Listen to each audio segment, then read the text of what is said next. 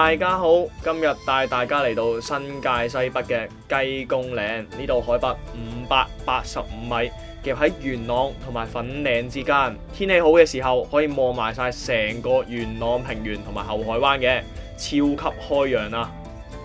雖然雞公嶺唔係香港最高嘅山，但係其實啲山路都唔算易走，啲山脊都幾斜下㗎。如果各位朋友夏天想行嘅話，小心中暑。但係只要準備充足，慢慢咁行上嚟，就會發現沿途好靚，好多打卡位。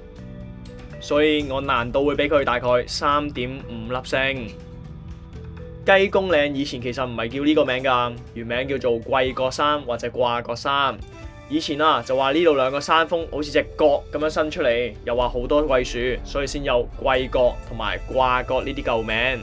而佢其實唔止一個山頭，有幾條唔同嘅山脊連綿起伏，就好似一隻企起身嘅雞咁，所以先有返而家雞公嶺呢個咁形象化嘅名。咁最後我都俾大家欣賞下雞公嶺佢壯麗嘅景色。